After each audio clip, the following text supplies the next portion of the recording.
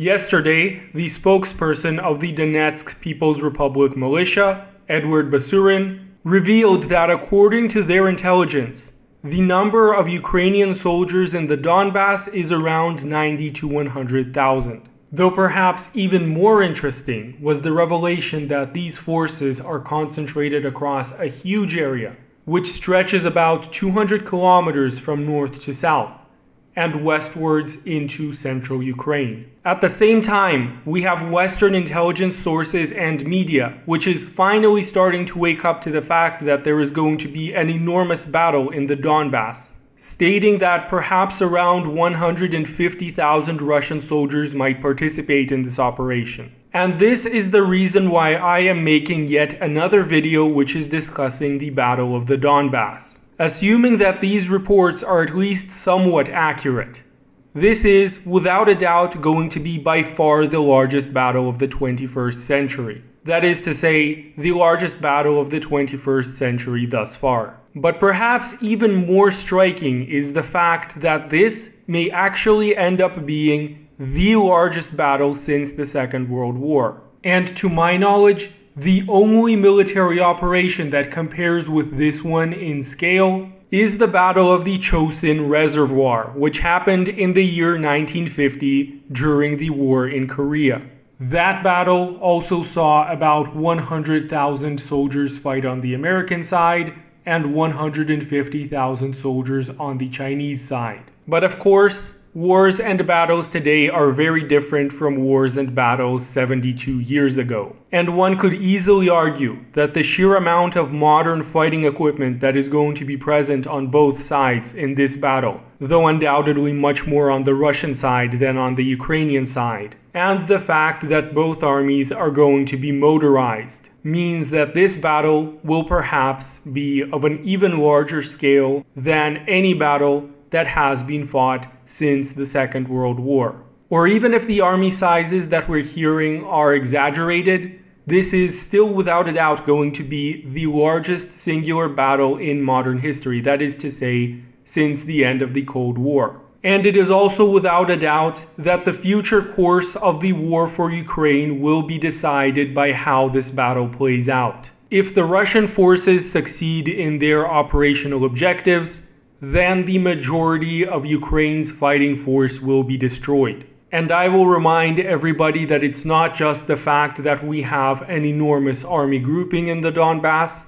We also have to remember that the majority of the better trained and better equipped units are present and well dug in within these areas. Although I should note here that a part of this number on Ukraine's side, that is 90 to 100,000, appears to be made up of reinforcements that were gathered from reservists, from conscripts, and from territorial defense forces. That is to say, not all of them are veteran combat units. Although most of the veteran combat units in Ukraine's army are stationed in the Donbass. And now that pretty much everybody has finally woken up to the fact that there is going to be an enormous offensive here, the question that begs to be asked is, when is this operation going to begin? And in my previous videos, I said that this offensive can begin pretty much any day now. And indeed, all of the signals that we're getting indicate that this is the case. As of yesterday, that is to say April 11th, the Ukrainian Ministry of Defense announced that the Russian forces in the Donbass have concluded their preparations and that they are ready to attack at any moment. The press conference with Edward Basurin, which I mentioned in the beginning of this video, also seemed to heavily imply that this offensive is going to start very soon, and that the fighting will take place across an enormous swath of territory. After all, that is the only conclusion that can be surmised after hearing the claim that Ukrainian positions are dug in across a front that is 200 kilometers wide and stretches all the way to central Ukraine, presumably to the Dnieper River. Also yesterday, on April 11th, the president of the Chechen Republic, Ramzan Kadyrov, recorded a video in which he essentially said that Russian forces are preparing to fight in the Donbass and that things are going to get very heated very soon. And perhaps yet more evidence that the Donbass offensive is going to begin very soon is the fact that the Russian Air Force is flying a record number of combat sorties over Ukraine. According to the Pentagon, the last few days have seen about 240 air sorties flown every day. And yet more news, which I hold as ominous, is yesterday's announcement by the Ukrainian armed forces that they have been given permission and orders to invade Russian territory. And while this may not seem like something that is out of the ordinary at first glance, after all, the two countries are, for all intents and purposes, at war with one another. I am now going to explain why this might be a very significant strategic maneuver on Ukraine's part. The thing to always remember is that Ukraine and Russia have a common border which is over 2,000 kilometers long. The Ukrainian army controls a part of this border, particularly around the areas of Kharkov and Sumy, that is to say in northeastern Ukraine. And after the Russian VKS, again that's the Russian Air Force, has spent weeks destroying Ukrainian fuel and ammunition stores and has heavily bombed Ukrainian army formations on the ground, the Ukrainian army is overall in a pretty sorry position. The effects of fuel shortages and ammunition shortages in particular have been apparent for a while now, as well as the shortages of any kind of dedicated fighting vehicles, that is to say, tanks, armored transports, infantry fighting vehicles, and so on. Which, by the way, is the reason for why Ukraine is asking so many countries to deliver more tanks and more vehicles as urgently as possible.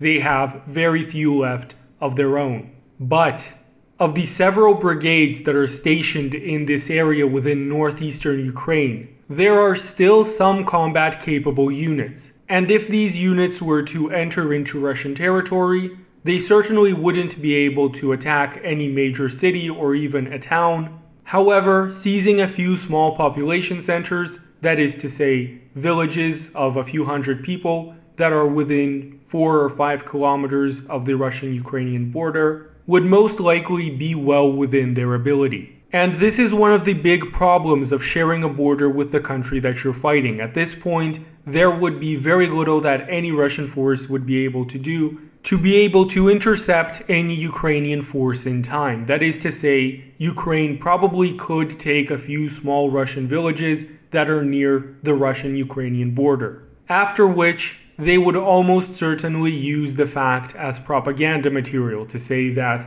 the Ukrainian military is so strong that it's advancing into Russia itself. But the far more dangerous possibility for Russia is that these forces might then start to target civilians in the areas that they've captured. And this will be an especially dangerous risk if the forces in question are part of the far-right battalions, like the Azov, Aidar, Right Sector, and so on. These far-right organizations have an intense hatred for Russia and anything Russian, and they have a long history of committing atrocities against civilian populations, which neither Ukraine nor the West even deny, going all the way back to the first battles in 2014.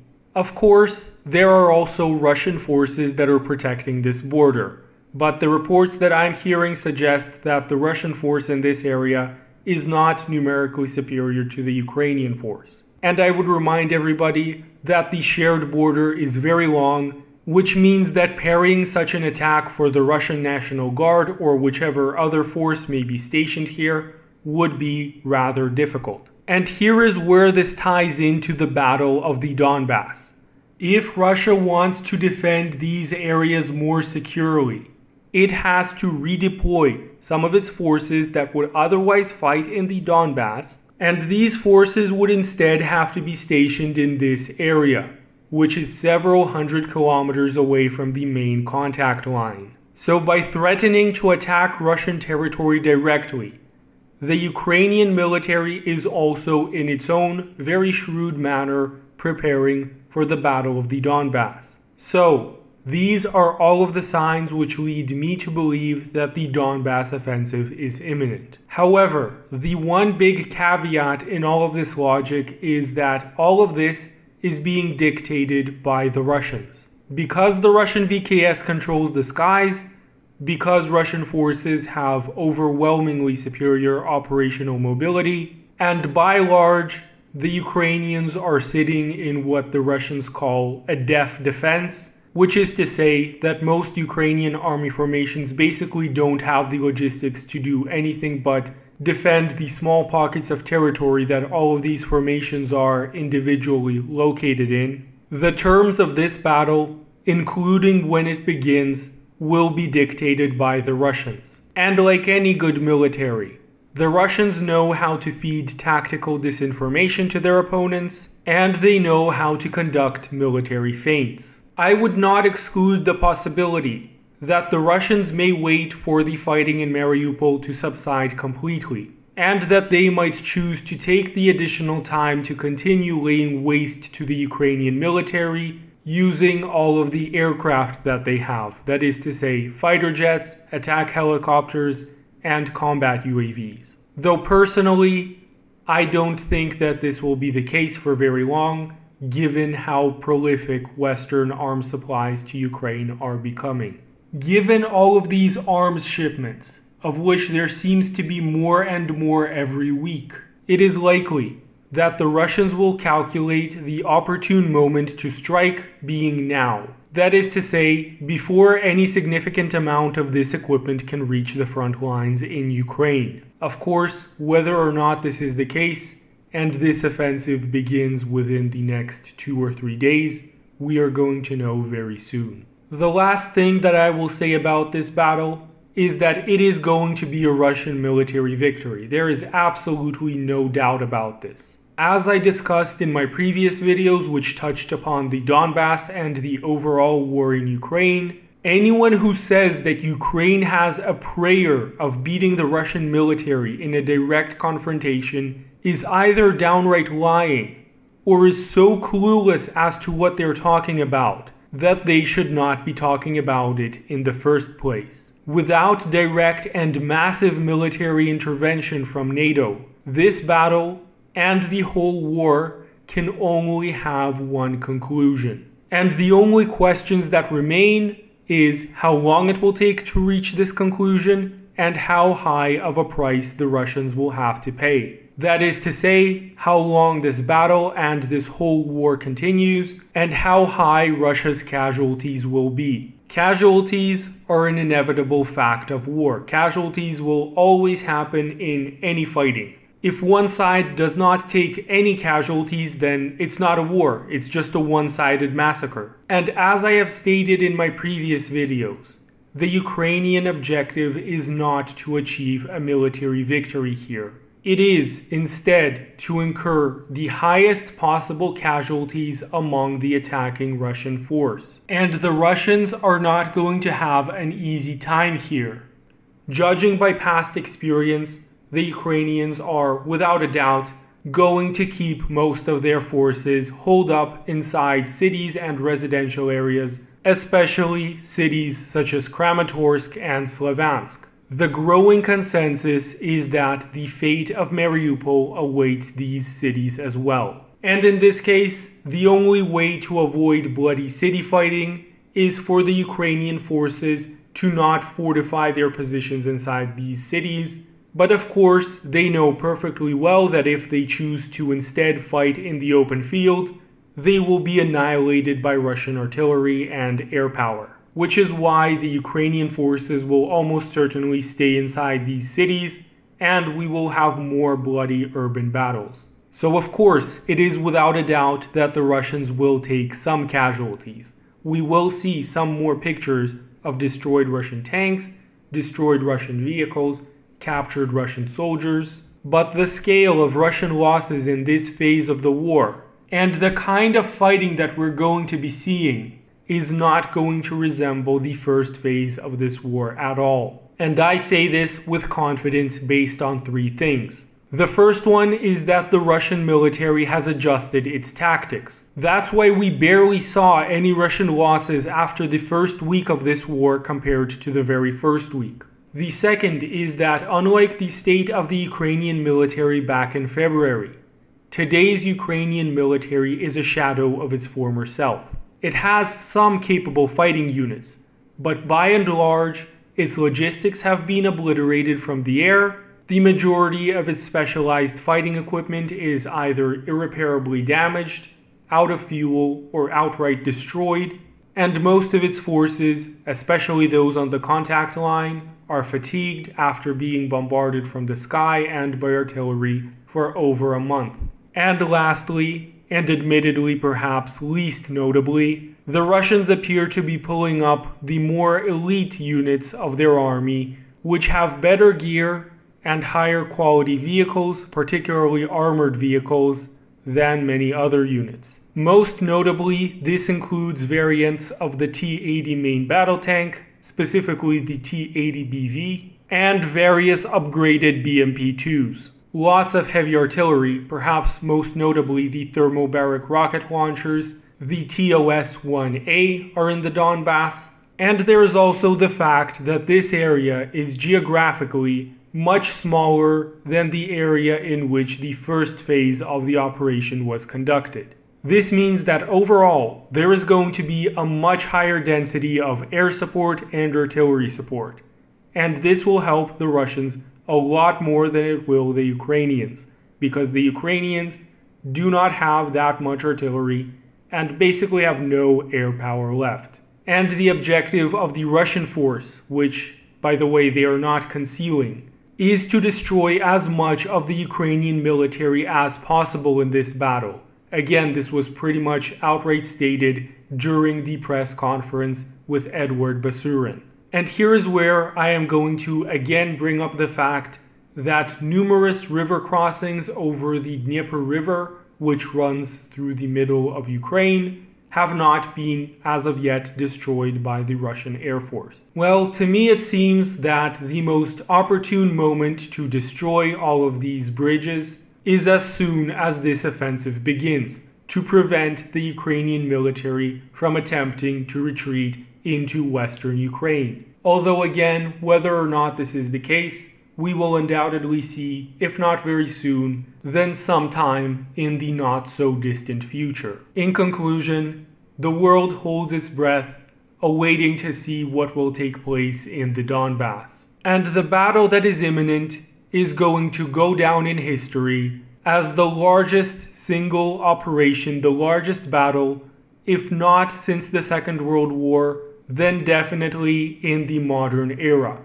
And frankly, the famous Gulf War that took place in 1991, when Saddam Hussein's military was obliterated by the coalition forces, which were of course led by the United States, I do not think that the meager resistance which the Iraqi army offered then even begins to compare to the massive battle that we are going to see. Although granted, that is only my personal view, and we are going to see whether or not it is validated shortly. With that said, I thank you for listening to this video. If you enjoyed it, please be sure to leave a like since it always helps the algorithm. And also, please note that you can find me on Telegram and on Rumble. The links to my channels on both of these platforms will be in the video description.